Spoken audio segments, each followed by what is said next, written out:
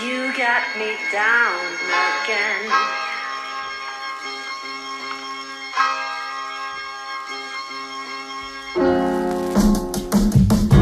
Hold up.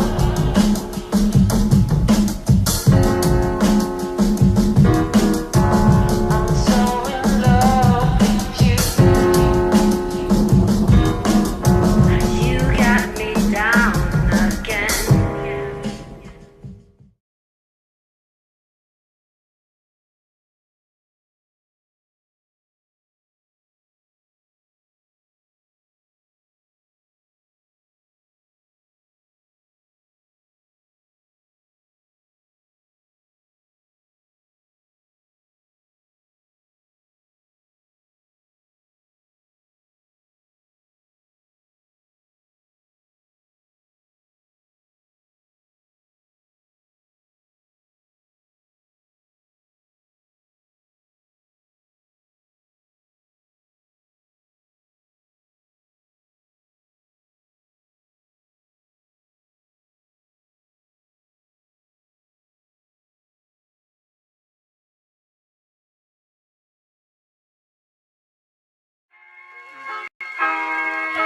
Hold up.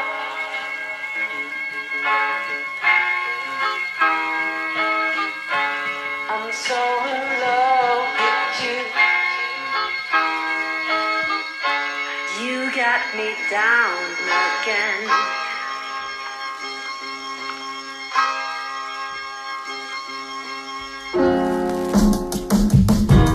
Hold up.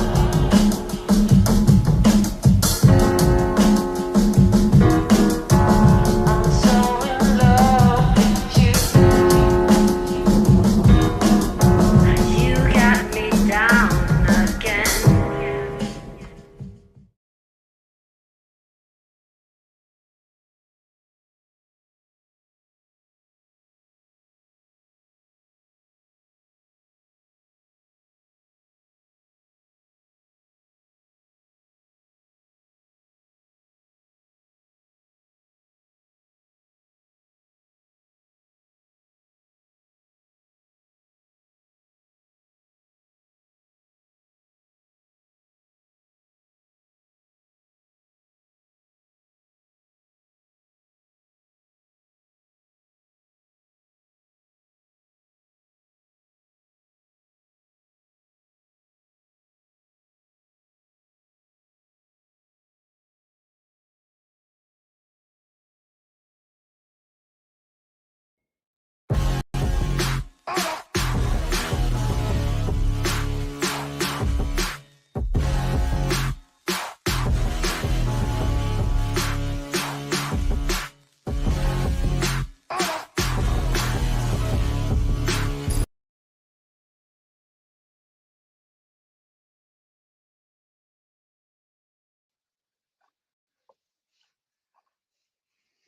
Bonjour à tous, ravi de vous retrouver pour ce nouveau webinaire. Bienvenue, bienvenue. Merci de vous connecter. On va attendre quelques secondes que tout le monde arrive.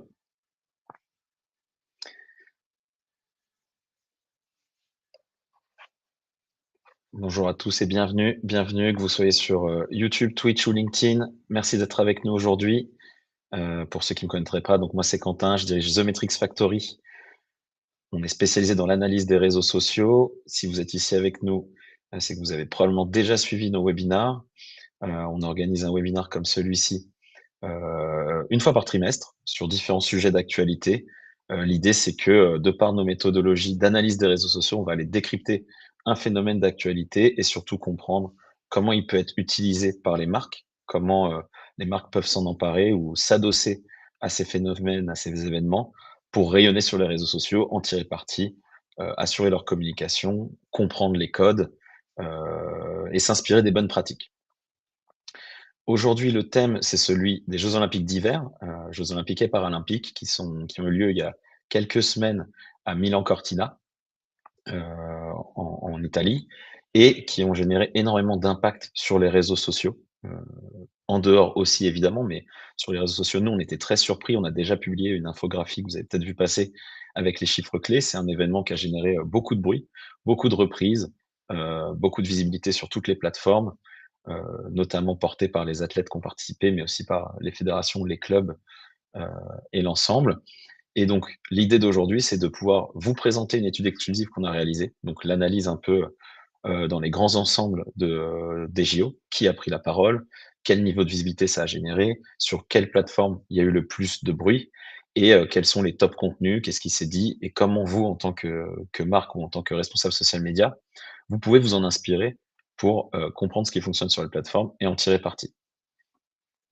Pour ceux qui ne connaîtraient pas The Metrics Factory, donc comme je le disais, nous, on est spécialisé, dans l'analyse des réseaux sociaux. On a développé notre propre technologie pour, consolider, analyser, toutes les datas issues de toutes les plateformes et on va accompagner les directions communication et marketing, dans, l'analyse de leurs réseaux sociaux, dans la compréhension du comportement en ligne de leurs cibles et surtout dans le reporting, dans la mesure, de la visibilité qu'elles génèrent sur les réseaux sociaux. Donc tout ce qui va être du post-test de campagne, tout ce qui va être des bilans, consolidés de toutes leurs activations, l'analyse du earned media et c'est notamment un des sujets qu'on va voir aujourd'hui, sur comment, heu, un événement va générer, de la visibilité et des retombées sur les réseaux sociaux et surtout, qu'est-ce que cette visibilité va apporter à ma marque? Donc voilà ce qu'on fait en quelques mots. Aujourd'hui, on a un programme assez dense, donc je vais pas, heu, perdre trop de temps sur cette introduction, mais on a la chance d'avoir, un beau plateau d'invités. À chaque fois, comme vous le savez, on essaie de trouver, justement des gens qui peuvent vous apporter, un retour d'expérience, une, vision sur le sujet et surtout, de la valeur. Et donc aujourd'hui, on va passer 1 heure ensemble, hein, c'est la promesse de 11 heures à midi. Donc vous aurez 1 heure, avec nous. Et on a la chance d'avoir 4 prises de parole. La première, ce sera donc Clément qui est consultant senior au sein de The Metrics Factory, qui vous partagera l'étude, l'analyse des réseaux sociaux, les faits saillants, qu'on peut sortir de toute la data qu'on a analysée sur l'ensemble de la période, et voilà, ce qu'il faut en retenir, en 15 minutes. Donc ce sera assez rapide par rapport à tout le phénomène et à toute la donnée qu'on a pu, collecter, mais voilà, c'est l'occasion de vous partager ça et de vous donner des chiffres clés. Suite à ça, on aura la chance d'avoir, Marie qui est, directrice communication, de la Caisse d'épargne Rhône-Alpes et qui est, notamment partenaire de la Fédération française de ski. On pourra lui poser quelques questions et nous racontera, l'objet de ce partenariat, comment il se traduit, comment il s'incarne et comment ils le font vivre au quotidien. Puis nous échangerons avec Anthony qui est lui journaliste et qui a commenté directement, certaines épreuves de ces JO pour Eurosport. C'est, je crois la 5e édition des Jeux olympiques qu'il commente. Donc il a un vrai retour d'expérience sur l'événement. Il nous partagera son point de vue un peu, de l'intérieur, et il nous expliquera comment les réseaux sociaux ont un peu, fait évoluer ou changer son métier. Et enfin dernier, mais pas des moindres, on échangera avec Louis, qui est en charge de tous les sujets sport au sein de KPMG, et ce sera notamment l'occasion d'en apprendre plus sur, comment KPMG accompagne des athlètes, comment, il les sponsorise, comment il travaille avec et surtout comment, heu, une stratégie de sponsoring peut rimer avec des enjeux et des indicateurs ESG. Donc voilà pour le programme. Comme d'habitude, n'hésitez pas à poser vos questions dans le chat, où que vous soyez, hein, sur YouTube, Twitch ou LinkedIn, ça nous remontera.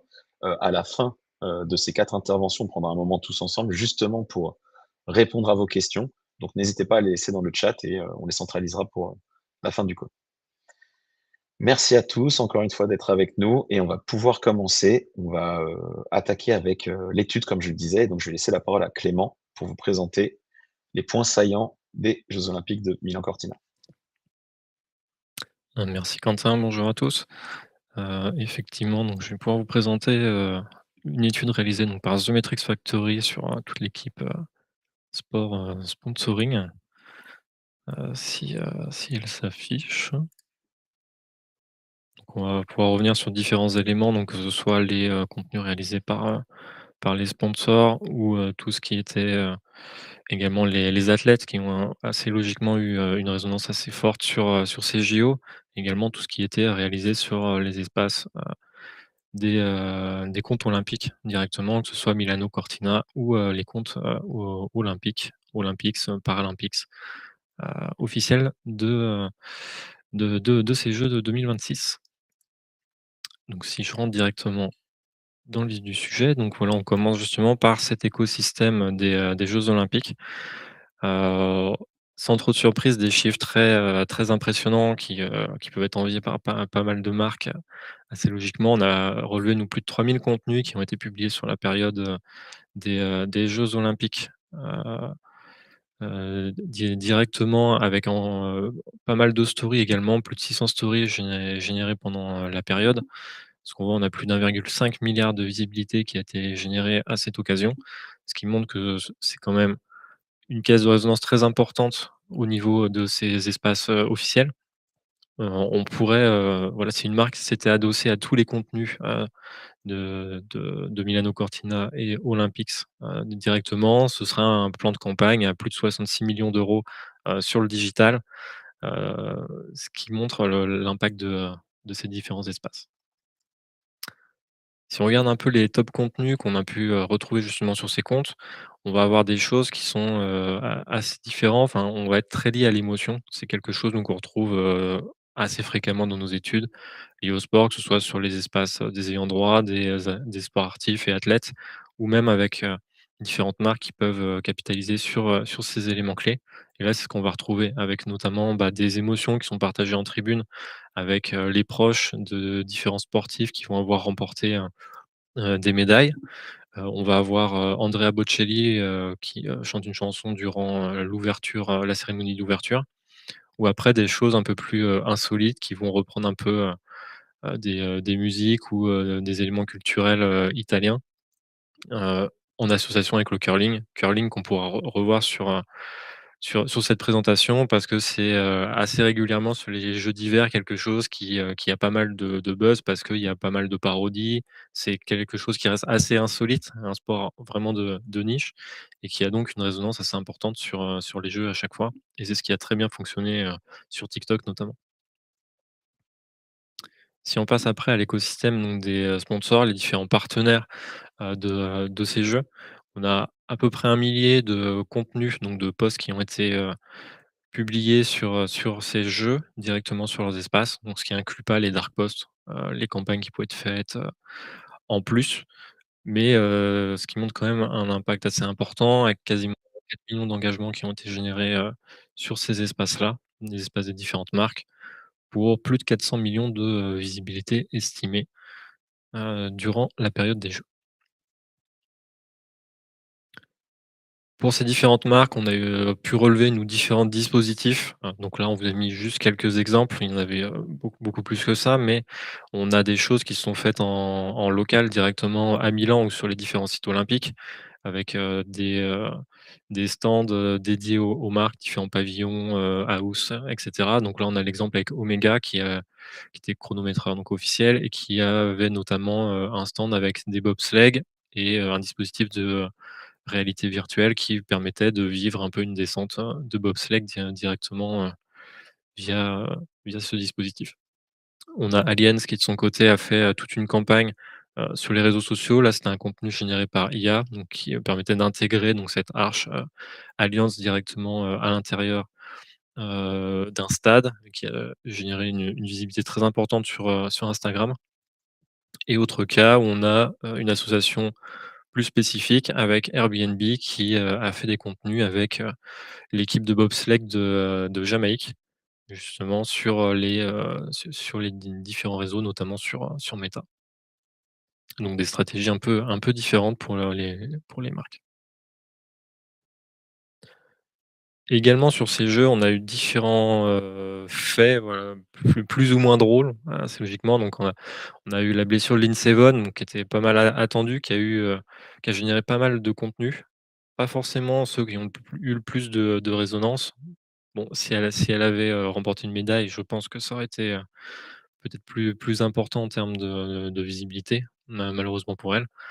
Ensuite, on a des choses un peu plus insolites, donc on a vous l'avez sans doute vu, mais le chien, qui s'est invité pendant une course de ski de fond, avec cette magnifique, photo finish qui a généré donc on voit l'insolite fonctionne très bien sur les réseaux sociaux. On a plus de 80 000 contenus qui ont été, publiés à cette occasion.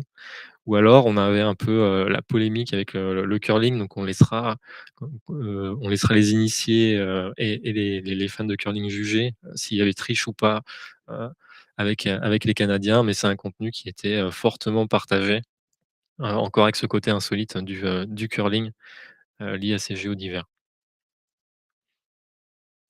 Si on passe aux sportifs, on a différents cas qu'on voulait vous mettre en avant, donc notamment, le phénomène, Jutta Lirdman, donc qui est une patineuse de vitesse, hollandaise, qui a, des performances très importantes sur ses réseaux, notamment sur TikTok, comme on peut le voir ici, avec plusieurs dizaines de millions de vues qui ont été générées, sur différents types de contenus, que ce soit, des contenus d'entraînement, des podiums avec les victoires assez logiquement, ou quelque chose qu'on avait déjà pu identifier sur le Paris 2024 avec, vraiment l'intégration de, la vie au quotidien, au village olympique avec notamment des dégustations, comme on peut avoir le cas ici, qui est quelque chose qui fonctionne extrêmement bien, sur les réseaux sociaux et on voit donc qu'elle a généré plus de 500 millions de visibilités sur ces espaces, à elle directement et près de 30 millions d'engagements, ce qui est assez considérable pour, heu, pour un ou une sportive,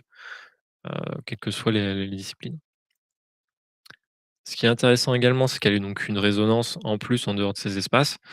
Heu, on voit plus de 1,3 milliard, donc en gros, la visibilité générée par les comptes, olympiques, mais sur un peu toutes les plateformes pour, évoquer, différentes choses. Donc, elle a eu une caisse de résonance aussi via son compagnon qui est un gros influenceur, américain, donc, Jake Paul. Et également, il y a eu, quelque chose d'intéressant pour, Nike notamment, vu qu'on parle de marque, avec, suite à une victoire, voilà, elle a ouvert sa combinaison, on a pu voir une brassière Nike, ce qui a, généré quand même plus de 1 500 contenus qui ont directement mentionné, la marque pour l'évoquer avec une visibilité, assez importante comme on peut le voir ici avec, la vidéo TikTok du Daily Mail, Sport USA. Ce qui est une valorisation à plus de 300 000 € pour la marque, grâce à, tout simplement, cette action de cette sportive. Si on passe également donc à un autre contenu, pour faire la liaison justement avec, ces dégustations au village olympique et le curling, là on tombe sur un athlète, enfin un sportif, américain qui lui a fait exclusivement des contenus de dégustation des différents plats ou qu'il notait au village olympique. Et ce qui a également eu une visibilité très importante pour lui, parce que voilà, il avait 47 000 followers au début des jeux et il a, quasiment doublé, son nombre de followers à cette occasion et eu une grosse visibilité pour un sport, qui est assez peu visible le reste de l'année, en dehors des olympiades. Et enfin, on arrive donc à la star de ces jeux, enfin, en tout cas selon nous en termes de chiffres avec des résultats qui ont été vraiment très impressionnants. Avec, l'américaine Alyssa Liu qui, est donc une patineuse artistique. Sachant que le patinage artistique, en fait, a été le sport le plus évoqué sur les réseaux sociaux, en lien avec, ces jeux olympiques, ce qui en fait, la discipline, numéro 1. Et là, on le voit bien avec, cette patineuse qui, en fait, a eu une explosion de ses, des followers sur ses réseaux, notamment sur Instagram, ce qu'on voulait vous mettre en avant. Parce qu'elle était à seulement, 400 000, followers en amont des jeux et suite à sa victoire, elle a gagné plus d'1 million de followers, le lendemain de sa médaille d'or. Donc elle a eu une médaille en individuel et en équipe et après, elle est sur une pente ascendante qui ne s'arrête plus parce que, à la fin des jeux, elle était à 4 millions de followers. Si vous allez voir aujourd'hui son compte, elle a plus de 8 millions. Elle a gagné une notoriété extrêmement importante, notamment parce qu'elle a un côté, très joyeux. Elle prône, une vision très positive, du sport avec, la notion de pouvoir faire des breaks, ce qu'elle avait fait pour revenir à la compétition, par la suite et elle incarne, tout simplement très bien la Gen Z avec, une utilisation, très efficace, des réseaux sociaux, que ce soit Instagram, TikTok, ou autre, où elle a une vision, très positive et on a pu la voir associée par la suite, à pas mal de marques, notamment à LVMH, récemment pour la Fashion Week. Elle avait également pu être associée à Samsung qui, justement fait le pari de s'associer à elle en amont des jeux et heu avec qui elle a pu faire, un post en collaboration. Elle en avait fait un également, à la fin, en passant, sur, le stand de la marque, à Milan, pour mettre en avant, ces médailles et un peu, l'accompagnement de la marque. Et pour vous donner juste un ordre d'idée, voilà, on a comparé avec Paris 2024. Heu, Elle se situerait donc entre Simon Biles et Léon Marchand en termes de nombre de followers avec, cette progression, extrêmement importante sur les jeux. Ce qui montre, l'impact considérable, de sa notoriété, suite à ces jeux olympiques, d'hiver. Si on passe ensuite donc, aux Français, là donc on vous a mis en avant principalement les médaillés. Ceux qui ressortent très fortement, ce sont les biathlètes français. Heu, Assez logiquement en lien avec leurs différents résultats, mais aussi parce que ce sont, aujourd'hui les sportifs, de disciplines, comment, d'hiver, que ce soit du ski de fond, et autres, qui ont l'impact le plus important. Donc c'est ce qu'on constate dans les différents rapports qu'on peut réaliser, sur les saisons de sport d'hiver. Et on vous a mis en couleurs différentes une autre sportive qui n'a pas eu de médaille, mais qui a eu un impact assez important. On peut le voir, elle devance, la plupart des médaillés, qui est Aurélie Lévesque. Et on va pouvoir revenir sur ses contenus rapidement. Concernant Lou Jamono, c'est, donc la top athlète, la biathlète française. Ce qui a très bien fonctionné, c'est, des contenus, assez drôles qu'elle publiait sur ses réseaux. Notamment, bah, on voit ce magnifique sandwich de médailles, à l'issue, des jeux, qui a très bien fonctionné sur les réseaux, et différents posts où elle mettait en avant, bah, ses médailles, les victoires, des remerciements qui ont été très efficaces. On a également le Français Hugo Lapalus avec, sa chute plus, volontaire ou pas, le doute plane, mais qui avait très bien fonctionné sur les réseaux, également sur ses posts directement, notamment sur TikTok, et ce qui a donné pas mal de visibilité, bah, notamment aux partenaires équipementiers, de l'équipe de France, à savoir le Coq Sportif. Concernant Aurélie Lévesque, donc que j'évoquais, elle a eu un impact très important, notamment sur TikTok, parce qu'elle a fait pas mal de vlogs.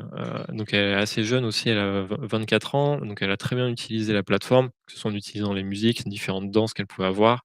Elle a fait pas mal de contenus qui étaient, des unboxings, en fait des tenues qui étaient, mis à disposition, bah, des différents sportifs. Visite des différents stands du village olympique. Que ce soit des dispositifs mis en place par Samsung pour, gagner des badges des différentes fédérations, ou, la marque de bière Corona qui permettait de graver, une bouteille, spécifique, donc un peu dédicacée à chaque athlète. Elle a vraiment réussi à faire vivre ces JO avec un peu des contenus, des coulisses du village olympique, de la préparation, des choses comme ça. Ce qui a, trouvé son audience, en tout cas sur cette plateforme. En plus de Twitter, où elle avait, lancé son compte, donc sur, Twitter devenu X aujourd'hui, où, elle a eu pas mal de soutien parce qu'elle avait affiché notamment qu'elle était fan de l'équipe Gentlemate, donc, créée par l'influenceur Squeezie notamment, où elle a eu pas mal de soutien, sur cette plateforme, des fans de cette équipe. Et pour finir, on vous a mis, parce que les jeux ne sont pas que, pour les valides également, tout ce qu'il y a eu, à la fin avec cette semaine de jeux paralympiques, avec, encore, une fois une activité intense, sur ces espaces, avec plus de 1 700 contenus qui ont été publiés donc en 1 semaine, donc posts et près de 300, stories, avec un impact quand même très important sur, seulement 1 semaine de compétition, avec plus de 600 millions de visibilités qui ont été générées, sur les espaces de Milano Cortina ou, les comptes officiels Paralympics, pour près de 30 millions d'euros de, valorisation, et 7 millions de 7,7 millions d'engagements sur ces espaces, qui montrent aussi que, le handisport a quand même un impact important sur les réseaux sociaux, et il gagne en puissance au fil des années sur les différentes éditions des jeux. Donc voilà ce que j'avais à vous partager, ce qu'on avait à vous partager, en 10-15 minutes, assez rapidement, les gros chiffres qu'on pouvait vous mettre en avant sur ces jeux d'hiver. Super. Eh bien, un grand merci à Clément pour le partage. Donc, comme vous l'avez vu, hein, c'est des chiffres assez conséquents. On n'a pas voulu faire de comparaison, mais en gros, ça place les jeux dans le top, nous, des événements qu'on peut traquer et suivre en termes de visibilité et d'impact. Donc voilà, un grand merci à Clément et à Florian qui a travaillé avec lui sur l'étude et l'analyse de ces chiffres. on va pouvoir continuer, poursuivre la discussion. Bien sûr, si vous avez des questions sur les études ou autres, n'hésitez pas à nous contacter. Et je suis ravi d'accueillir donc Marie Osnac, qui est directrice communication chez Caisse d'Épargne Rhône-Alpes. Marie, bonjour. Bonjour Quentin, bonjour à tous. Merci beaucoup d'avoir accepté notre invitation. Est-ce que vous pouvez déjà commencer par vous présenter ou nous en dire un peu plus sur votre rôle et vos fonctions chez Caisse d'Épargne? Oui, alors très simplement, moi je suis directrice de la communication corporate et interne de la Caisse d'Épargne Rhône-Alpes. On est une banque coopérative régionale. Vous connaissez tous la marque Caisse d'Épargne. En fait, cette marque, elle est constituée de banques régionales qui sont indépendantes les unes des autres. Et donc, moi, je pilote la communication sur les territoires de l'Ain, de l'Isère, de la Savoie, de la Haute-Savoie et du Rhône. Donc, 5 départements, 3000 collaborateurs. Environ 300 agences de proximité, mais notre cœur de métier, c'est également bien sûr la banque à destination des entreprises, enfin des personnes morales, donc entreprises, collectivités, associations, etc. Et dans mon périmètre d'activité, je gère bien entendu les partenariats, qu'ils soient économiques ou sportifs. Et dans les partenariats sportifs, donc on en a une vingtaine, hein, puisque notre stratégie, c'est vraiment d'être partenaire des clubs emblématiques qui font notre région, qui font la vie locale. Chez nous, l'ancrage régional est très important. Et on a, voilà, le plus gros, le plus important en tout cas, c'est celui, de la Fédération française de ski, puisque nous sommes partenaires officiels depuis, 30 ans maintenant, donc c'est une longue histoire, qui s'écrit entre nous.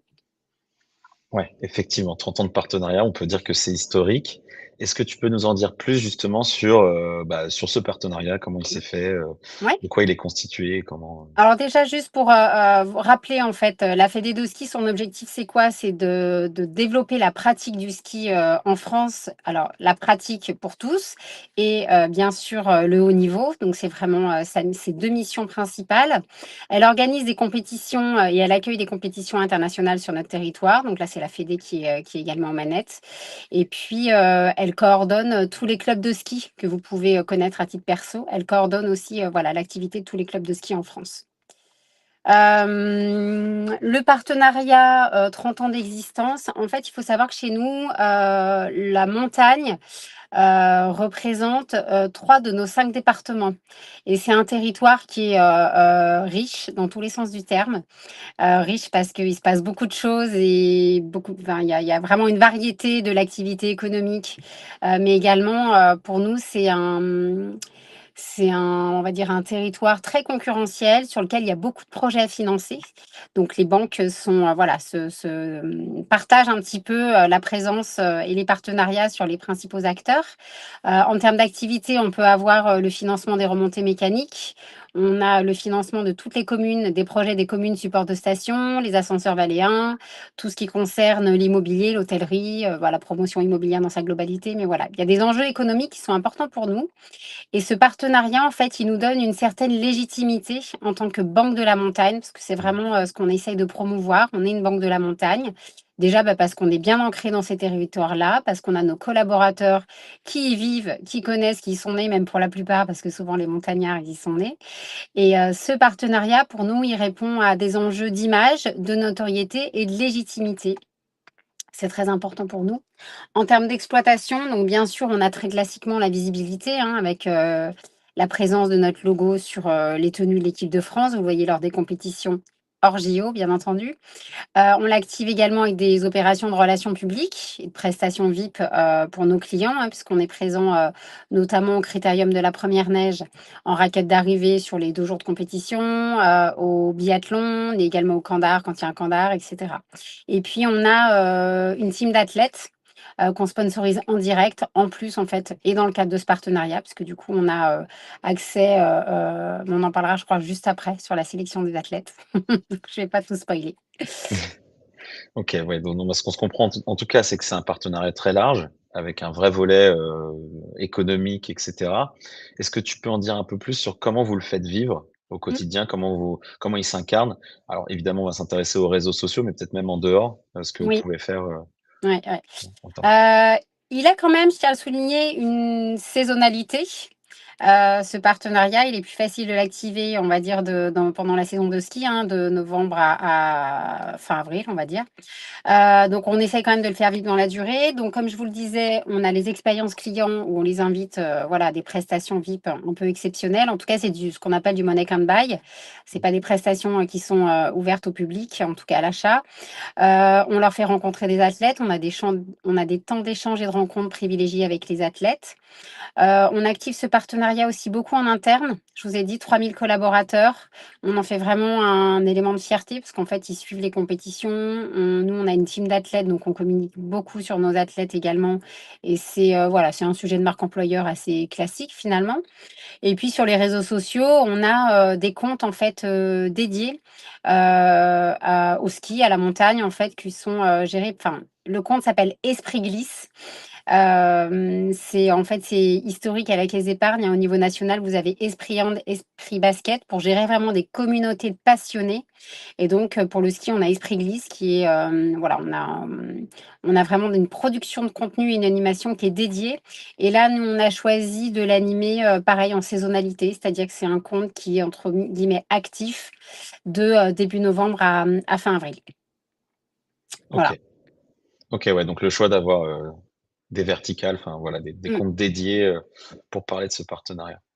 Hem, Tu l'as vu, là, on parlait beaucoup des JO. Alors je Mmh. sais que assez peu de choses sont possibles pour les sponsors, voire, quasiment rien. Est-ce que vous avez quand même, fait des choses peut-être en amont des jeux, ou peut-être a posteriori, via les athlètes je pense Mmh. notamment aux athlètes que vous Mmh. accompagnez. Est-ce que voilà, qu'est-ce que vous avez fait sur les JO? Et après si on peut élargir sur, ce que tu disais tout à l'heure sur les athlètes, comment vous les accompagnez? Ce que vous faites Mmh. avec eux?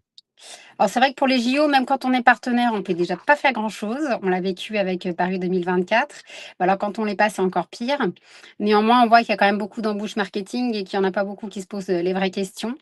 Mais cette règle 40, elle nous empêche fortement. On a quand même réfléchi à la contourner, comme tout le monde. On a fait des posts en amont, pour soutenir nos athlètes. On a demandé à nos athlètes, qu'on soutient de poster également pour ceux qui le souhaitaient. On n'obligeait rien, d'autant que, voilà, une semaine des Jeux, ils ont d'autres préoccupations que de faire, les rigolos sur les réseaux sociaux. Ils sont vraiment dans une phase de concentration et de préparation. Néanmoins, on en a qui l'ont fait, donc ils nous ont, remerciés et tagués. Donc ça voilà, ça montre également la bonne relation qu'on peut avoir avec eux. On a organisé, pré, compétition, jeux concours, réseaux sociaux avec, tenue de l'équipe de France à gagner qui ont super bien performé. Et puis, on a aussi, à l'issue, on a fait des posts de félicitations et on a eu, des posts de remerciements également d'athlètes. Voilà, donc c'était assez, on n'a pas fait des choses exceptionnelles parce que, bah, on peut pas, hein, utiliser les emblèmes des JO. Donc on a contourné en évoquant, l'Italie, en mettant Forza, à nos athlètes, mais sans rien préciser. Mais tout le monde se doutait bien que ça concernait Cortina. Enfin voilà, on a joué un petit peu là-dessus et on a fait, j'allais dire, le strict minimum, enfin ce qu'on pouvait faire, dans toute, voilà, selon la règle. Et Pour, revenir sur nos athlètes du coup, c'est ça, hein? Vous me demandiez, ouais, tout à fait. comment on les Exactement, sélectionnait. ouais. Alors nous, on sélectionne les athlètes, qui sont membres de la Fédération française de ski, qui sont en équipe A ou B. Donc c'est déjà des athlètes qui sont, dans le top. Mais il y a des tout jeunes qui arrivent et nous, on cible plutôt les tout jeunes. Déjà parce que très honnêtement, on met pas des budgets complètement colossaux non plus. Mais, l'idée, c'est d'aller les sourcer un petit peu au début aussi. Alors parfois, il y en a qui performent dans la durée, d'autres qui arrêtent, mais c'est pas très grave. On choisit, également des athlètes qui ont une capacité à s'exprimer sur les réseaux sociaux. On regarde leur compte, on regarde, combien ils ont d'abonnés, la production des contenus, pour voir un petit peu en termes de tonalité, de cohérence, si ça nous parle, si ça nous plaît. Parce que c'est important pour nous, on sait que c'est un très, très bon relais.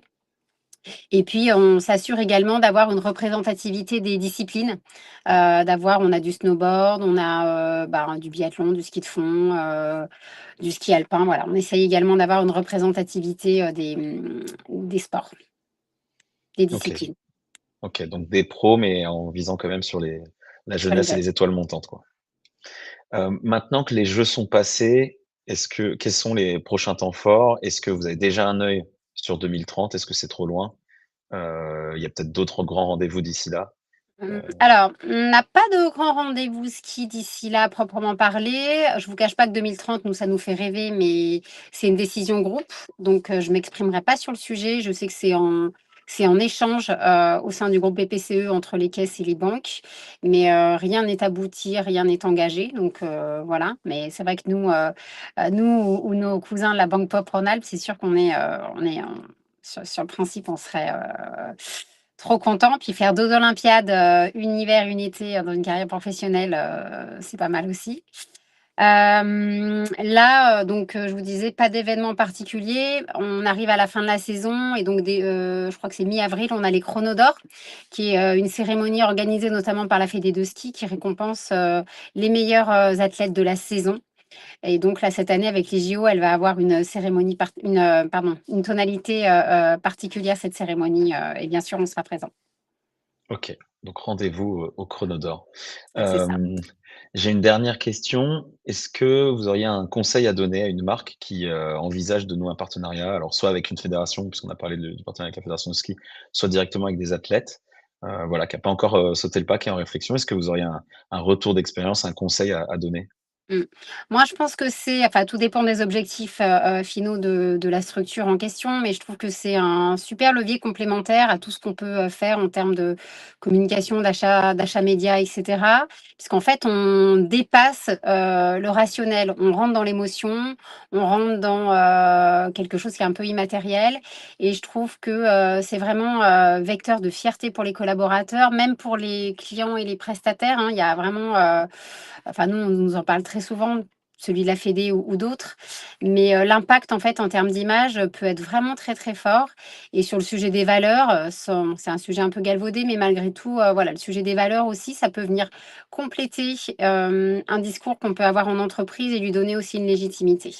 Et puis, je pense aussi qu'en tant qu'entreprise, c'est un peu, un sujet d'engagement sociétal, que de soutenir, des athlètes, des clubs ou des structures sportives qui, on le sait, sont dans des situations financières toujours un peu tendues. Enfin, bien sûr, il y a des exceptions, hein, avec les grands clubs, et certaines disciplines sportives, comme le foot, mais néanmoins, voilà, je trouve qu'il y a un rôle aussi pour les entreprises à jouer, sur, le soutien de leur club ou de leurs athlètes de proximité. Voilà. Attention juste, parce que ça reste un sujet, je me permets, au sujet d'image en cas de crise. Mmh. Donc, voilà, faut bien savoir aussi, avec qui on s'associe. OK, OK, effectivement. Super. Marie, un grand merci, Merci à c'était vous. très intéressant, très clair.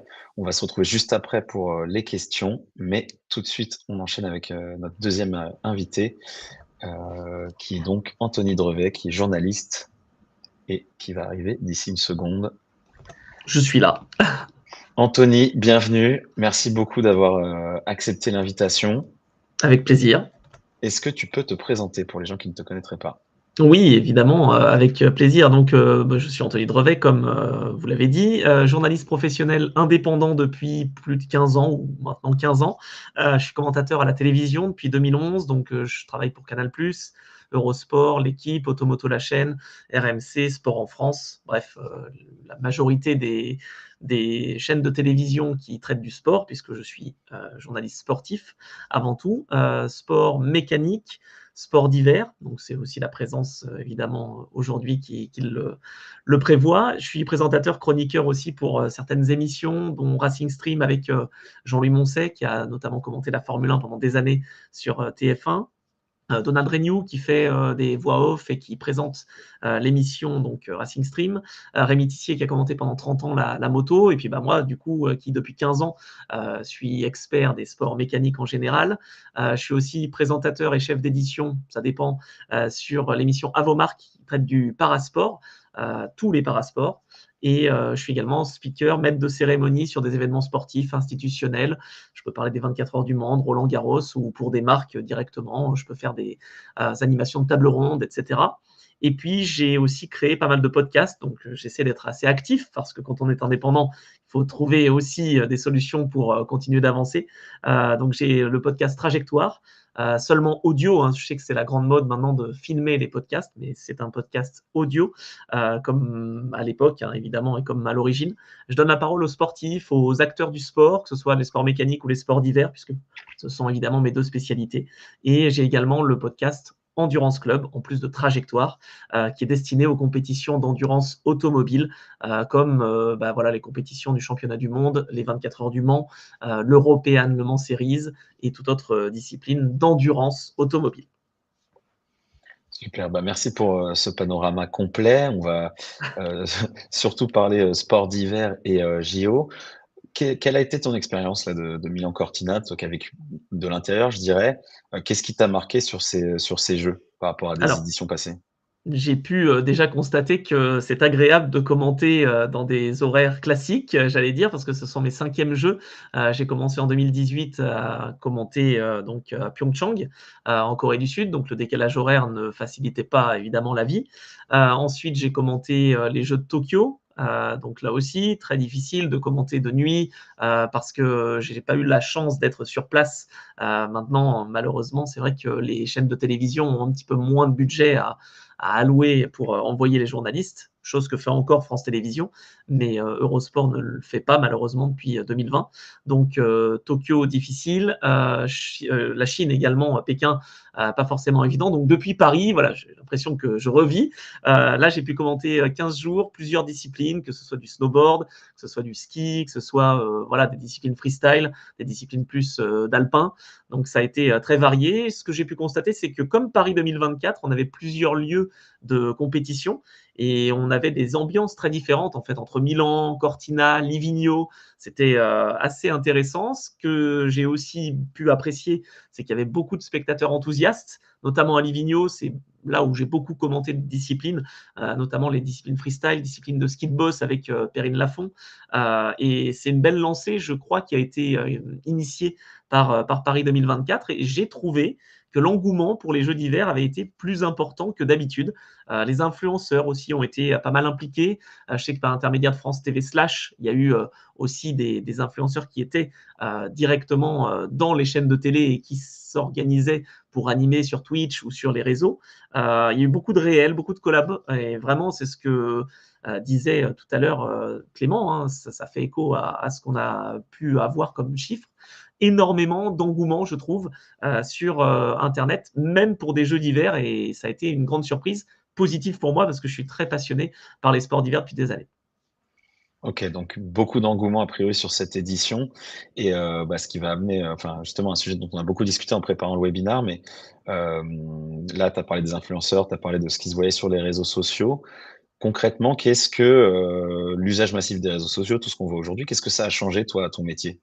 Ah, ça a changé pas mal de choses, hein. Depuis donc mes premiers commentaires en 2011, à l'époque, c'était plutôt les forums qui étaient légion.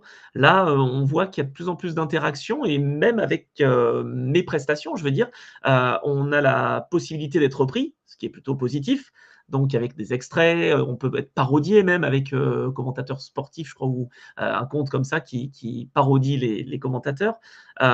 Malheureusement, il peut aussi y avoir des dérives et des choses un peu négatives parce que les extraits, si il s'avère que pour une raison ou pour une autre, on a dit un mot qui était peut-être pas forcément le plus idoine, eh bien, on peut vite avoir un bad buzz. Ça m'est fort heureusement encore jamais arrivé et j'espère que ça ne m'arrivera pas.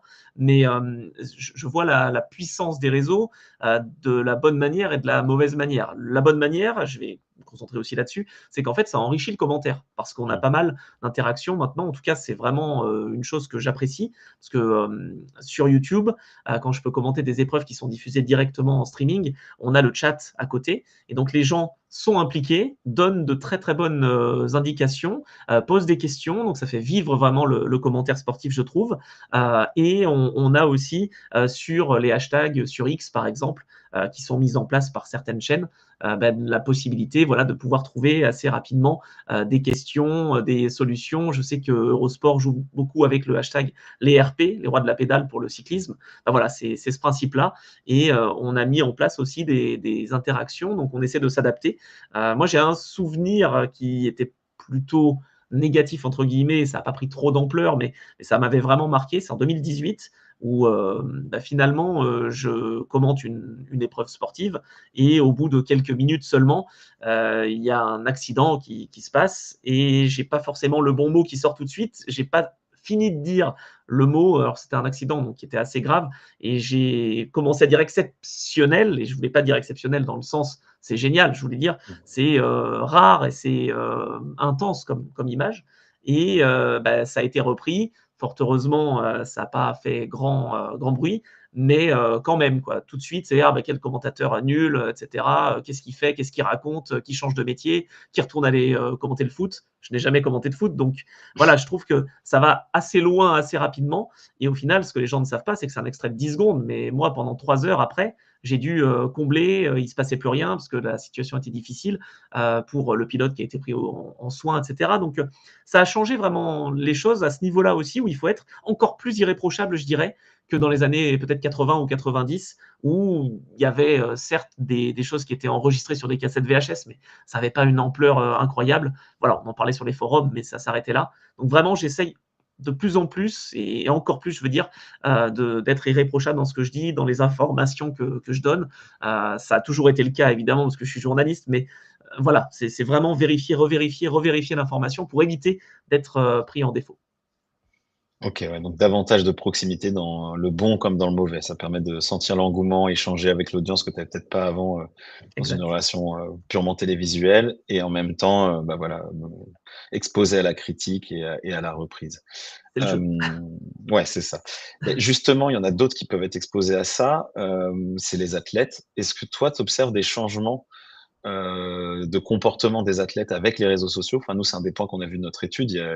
Aujourd'hui, ils ont une visibilité, une audience énorme, des stratégies de contenu même, on dirait, pensées pour leurs exploits sportifs pour faire rayonner ça sur les réseaux. Tu disais que tu avais suivi 5 éditions de Jeux Olympiques. Est-ce que si on retrace un rapide historique, est-ce que tu as vu une évolution et une tendance se dessiner par rapport à ça et entre le lien qu'ont les athlètes avec les réseaux sociaux?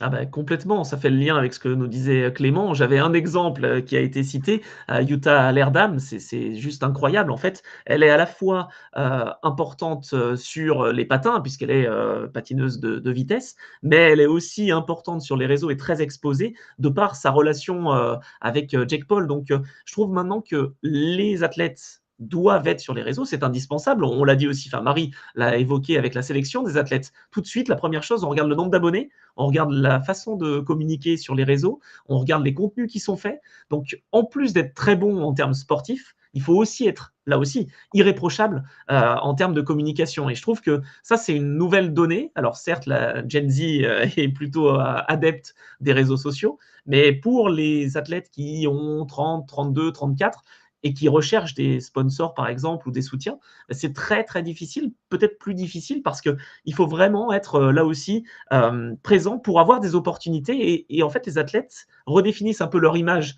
avec les réseaux sociaux et ça met de la proximité, donc un peu comme je le disais avec mon expérience, mais aussi de la vulnérabilité, je trouve. Donc il faut essayer de rester pertinent au niveau sportif et des résultats, mais il faut aussi être une marque. Et c'est ce que je remarque en tout cas. Moi, il y a un joueur de tennis qui m'avait dit que les réseaux sont importants, notamment au niveau du marketing, et qu'il a des commanditaires qui l'obligent l'obligent entre guillemets, hein, mais à mettre en avant et à se mettre en avant sur sa page Instagram, parce que sinon, ils arrêtent le partenariat. Évidemment, il y a moins de visibilité, donc il faut à la fois penser à s'entraîner et à la fois, pour les athlètes, penser aussi à faire des actions peut-être de communication comme Jutta Leerdam, pardon. Je voulais vraiment en parler parce que le cas pratique avec Nike est incroyable. C'est-à-dire qu'on n'a pas le droit, on l'a dit, d'avoir des sponsors à titre personnel pendant les Jeux. C'est pour ça que toutes les nations ont des tenues officielles avec les couleurs de leur marque, de leur pays.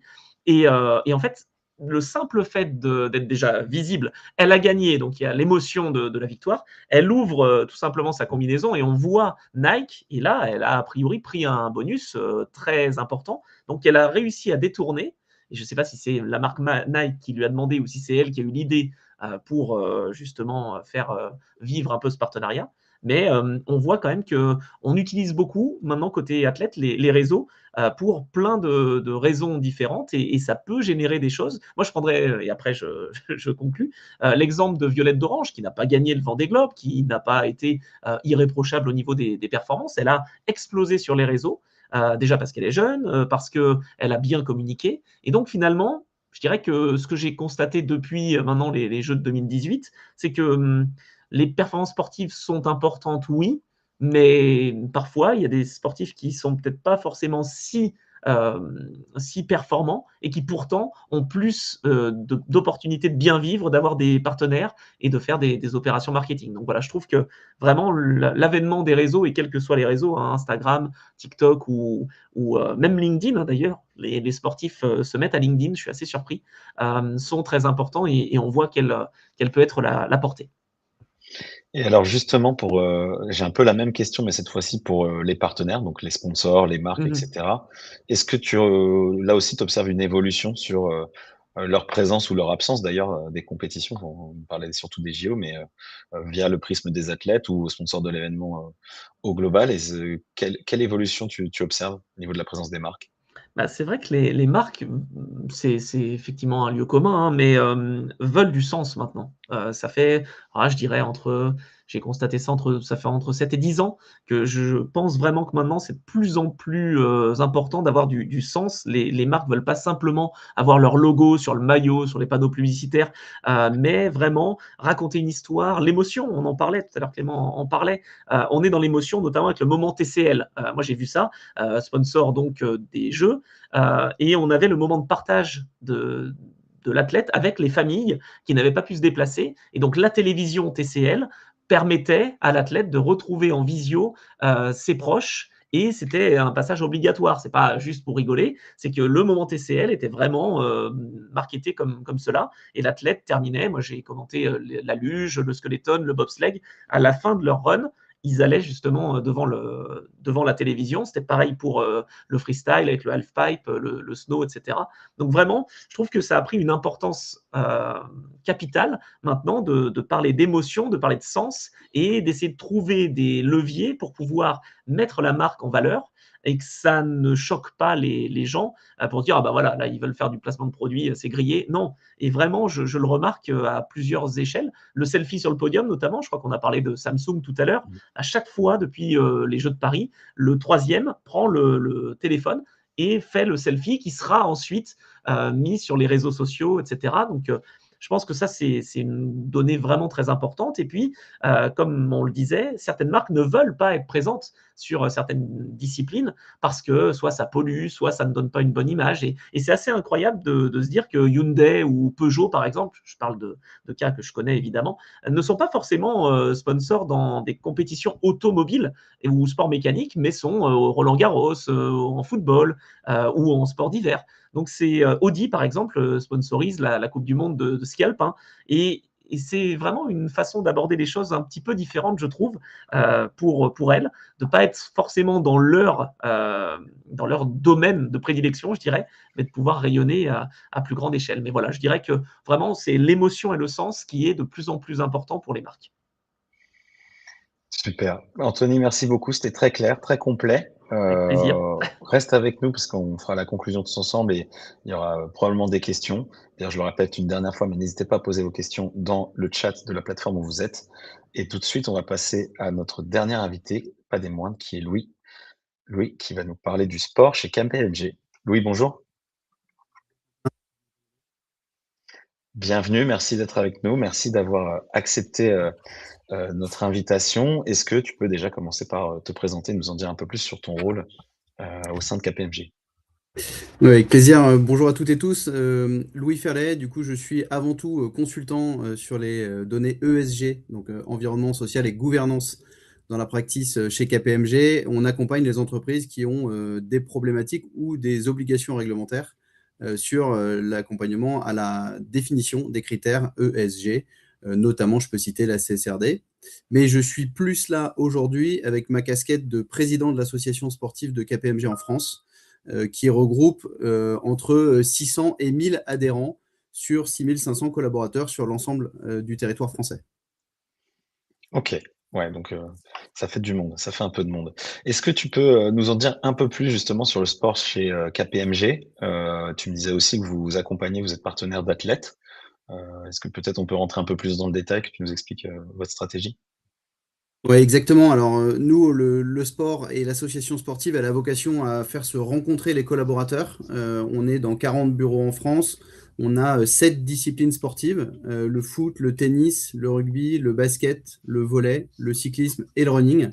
Et l'objectif, c'est d'avoir à la fois une pratique sport santé, activité sportive plus que performance, mais aussi un côté performance en compétition inter-entreprise avec nos clients, nos concurrents et néanmoins amis qu'on rencontre dans l'ensemble de nos disciplines. Et puis, ce qu'on a voulu au sein de cette association, c'est pas être axé que sur la pratique sportive, mais aussi faire passer, faire vivre des expériences particulières. Et donc, au cours des grands temps forts sportifs qu'il peut y avoir au niveau international, que ce soit une Coupe du Monde de rugby, de foot ou des Jeux Olympiques, on a des actions, soit un concours de pronostics, soit un soutien d'athlètes. Et c'est notamment ce qu'on a pu avoir pour Paris 2024. Et en fait, ce qu'on a voulu, et ce qui est peut-être un peu différent de ce qu'on a pu entendre jusqu'ici, nous, on l'a voulu pour une animation interne, proche de nos collaborateurs. Donc, on n'est pas allé chercher des athlètes avec une forte visibilité, mais des athlètes qui nous correspondaient et qui permettaient de faire vivre quelque chose au sein de l'entreprise avec les collaborateurs et les athlètes. Et alors justement, donc, des partenariats très tournés vers l'interne. Marie l'a évoqué aussi pour Caisse d'Épargne, c'était un des objectifs. Est-ce que tu peux, détailler comment vous faites vivre, ces partenariats?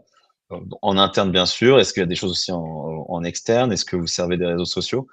Très concrètement, vos actions et vos activations. Oui, alors, comme je le disais, hein, nous, on est allé chercher, on a essayé de faire un mixte, et comme le disait Marie tout à l'heure, hein, en termes de discipline, où on a couvert pour les Jeux de Paris 2024, on avait du tir au pistolet, du judo, de l'escrime et du tennis. Et la particularité, c'est qu'on a fait le choix d'aller uniquement sur les Jeux para, et on a soutenu des athlètes qui étaient uniquement engagés sur les Jeux para. Parce que c'était vraiment cet angle qu'on voulait animer au sein de l'entreprise avec notre mission handicap. Et donc, on est allé faire une sélection d'athlètes qui avaient quelque chose en lien avec KPMG à un moment ou un autre de leur carrière. Soit c'est un collaborateur qu'ils connaissaient, soit c'était une rencontre qui avait eu lieu à un moment et sur laquelle on a voulu capitaliser et aller plus loin. Et donc, on a constitué cette team pour Paris 2024, mais avec un enjeu derrière. On ne voulait pas être le sponsor qui n'y va que par opportunité, parce que les Jeux étaient en France en 2024. Et donc, à l'issue des Jeux, on a annoncé tout de suite à notre team d'athlètes que s'ils le souhaitaient, c'est quand même une relation entre l'entreprise et l'athlète, on les accompagnait jusqu'à Los Angeles 2028. Et donc, c'est comme ça qu'on construit et qu'on anime maintenant le partenariat avec les athlètes qui ont choisi de rester avec nous. Certains n'ont pas été sélectionnés aux Jeux ou sont plutôt sur la fin de carrière. D'autres, et je citerai notamment Clémence Delavoye-Pierre et Cyril Jonard. Clémence, jeune escrimeuse fauteuil qui, en vue de Los Angeles, a un double projet, et c'est de passer et en escrime et en athlétisme pour revenir à ses premiers amours du sport.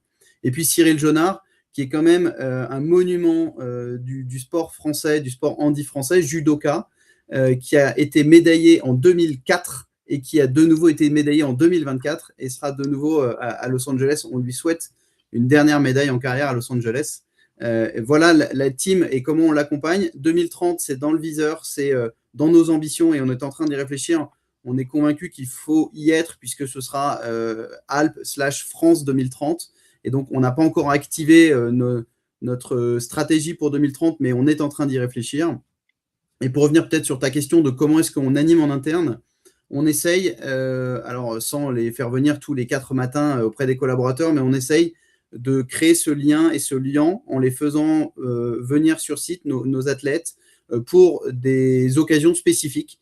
On a fait intervenir Cyril Jonard au moment de la semaine européenne pour l'emploi des personnes en situation de handicap, avec un échange avec des collaborateurs et puis derrière des démonstrations. Cyril a bouleversé ceux avec qui il a pu échanger, parce que Cyril, il est sourd et aveugle, et donc les échanges sont juste incroyables. Moi, j'encourage tout le monde, si vous avez la possibilité de le croiser, à échanger avec lui. Et puis, Clémence est venue dans 2 événements qu'on a organisés. Un tournoi interne qui rassemblait 250 collaborateurs, où elle est venue échanger, partager sur sa vision du sport, du sponsoring, sur l'importance des sponsors. Et puis, elle est venue aussi dans un événement qu'on aime qu'on aime beaucoup chez nous parce qu'il est à destination des étudiants et des étudiants qui sont nos futurs collaborateurs. Et on a eu la chance d'échanger avec Clémence sur notre vision respective de nous, ce qu'elle nous apporte et elle, ce que nous lui apportons. Et les étudiants qui étaient présents dans notre amphithéâtre ont été conquis par l'échange qu'on a pu avoir. Donc c'est vraiment une destination interne, ce sponsoring, ce partenariat avec des athlètes. Bien sûr, on a une communication derrière, principalement sur LinkedIn et Instagram, mais on ne va pas aller chercher les athlètes parce qu'ils ont une énorme communauté. Bien sûr, s'ils en ont une et s'ils relaient, c'est intéressant pour l'échange et pour l'expérience qu'on leur fait vivre, mais ce n'est pas la priorité principale des partenariats qu'on peut avoir avec nos athlètes. Ok, ouais, donc très objectif interne, comme tu l'as dit dès le début. En préparant le webinaire, tu évoquais une étude que vous êtes en train de réaliser, je crois, sur le sponsoring et les critères ESG, justement. Je crois que vous travaillez dessus actuellement, qu'elle va bientôt être finalisée et sortir. Est-ce que tu peux nous en dire un peu plus? Oui, effectivement, on a fait ce constat de se dire qu'aujourd'hui, le sport est au croisement finalement de la transformation et en tout cas de la partie responsabilité sociale, sociétale et environnementale. Et donc, avec Julien Pierre, ancien rugbyman du 15 de France, qui a aujourd'hui fondé un label responsable, on a monté un groupe de travail pour réfléchir à ce que pourrait être le sponsoring sportif responsable, ou plutôt ce que devrait être le sponsoring sportif responsable. Et donc, on a créé une étude, on a différents acteurs autour de la table dans le groupe de travail, qui sont des clubs, des fédérations, qui sont des acteurs bancaires ou des acteurs corporate qui sponsorisent des événements ou des sportifs. Et on a une grande consultation, donc je crois que tu viens de mettre le lien, donc n'hésitez pas à y répondre parce que ça s'adresse à toute personne qui a un intérêt pour le sponsoring sportif et je suis convaincu que vous êtes nombreux autour de cette table virtuelle. Notre objectif, c'est de repenser le sponsoring ou en tout cas d'encourager à repenser sur des critères ESG et de se dire comment est-ce qu'on peut transformer le sport demain. Le côté social, sociétal, il est indispensable et il est hyper important. C'est un des acteurs principaux du sport. Après, le côté environnemental, on y pense moins, mais tous les déplacements de supporters, tous ces éléments-là ont été repensés pour Paris 2024, pourraient l'être encore plus sur d'autres compétitions. Et c'est cet axe-là qu'on travaille avec l'étude. L'objectif, on s'est donné jusqu'à la fin du mois de mars, donc il nous reste une semaine pour compiler et collecter l'ensemble des réponses à l'étude. Et puis après, courant du mois d'avril, on va rédiger cette tribune, ces recommandations, et on les partagera au plus grand nombre à l'issue de cette consultation et de cette rédaction. Donc très probablement fin avril, début mai, on est en train d'arrêter le calendrier ces jours-ci. Et l'objectif, c'est vraiment d'arriver à encourager ce changement et cette intégration des critères ESG dans le cadre du sponsoring sportif pour le rendre plus responsable qu'il ne l'est aujourd'hui. On le voit, je fais un léger parallèle, mais sur la voile, il y a beaucoup plus de bateaux aujourd'hui qui sont stickés avec des associations qui y vont pour une œuvre caritative. Et j'en citerai deux, qui peut être l'Arche ou Café Joyeux, où l'objectif, c'est vraiment de donner la part belle à ces associations et les sponsors, les mécènes, eux, ont une quote-part visuelle vraiment réduite, mais l'idée, c'est vraiment d'encourager ces partenariats sur des enjeux sociaux. Ok, ouais, hyper intéressant. Bon, le lien est passé rapidement, on va le mettre de toute façon dans le chat pour qu'il soit cliquable sur l'ensemble des plateformes. Et sinon, vous pouvez le retrouver, je crois, sur le profil LinkedIn de Louis, donc Louis Ferlet sur LinkedIn. Et sinon, dans le chat, le lien donc pour répondre à l'enquête qui clôture à la fin de la semaine, je crois, tu disais. Ouais, à la fin du mois de mars. À la fin du mois de mars, donc oui, d'ici la semaine prochaine. Justement, sponsoring responsable, c'est vrai qu'on en parle de plus en plus, voire parfois j'ai même vu sponsoring à mission ou autre.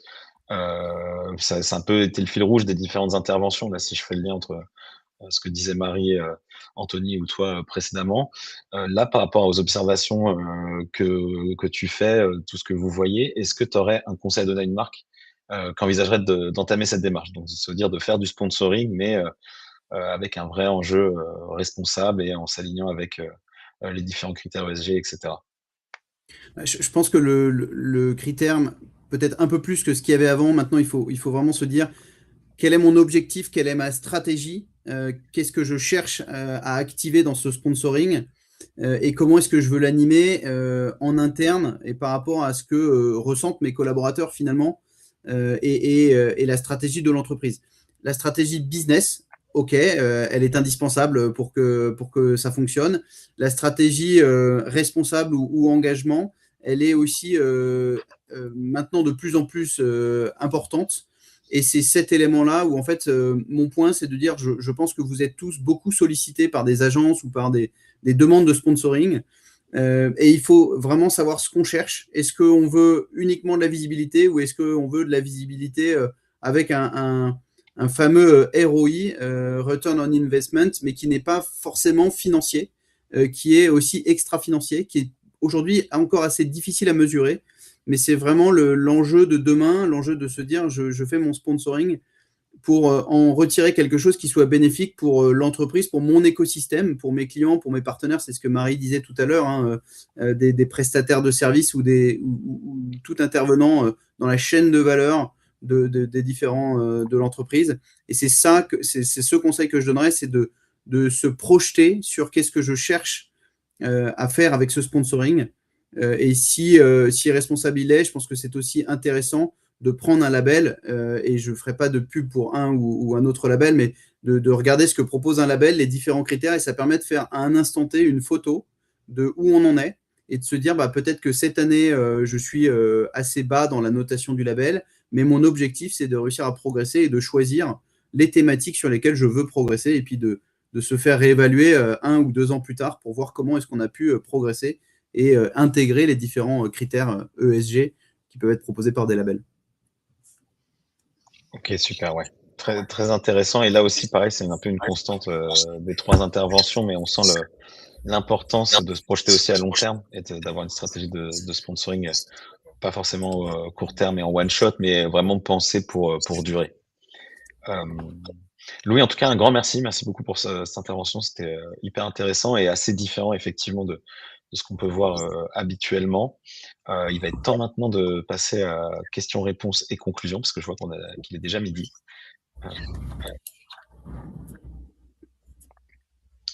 Donc normalement, on va tous se retrouver, et sachant que je pense que vous avez tous été d'une clarté absolue, parce que, sauf erreur de ma part, il y a assez peu de questions. Si quelqu'un dans l'audience en a une, c'est le maintenant ou jamais pour la poser à nos invités. Mais on n'a même pas de questions sur l'étude. Alors d'habitude, on a plein de questions sur les chiffres, comment ils sont calculés, comment ils sont mesurés.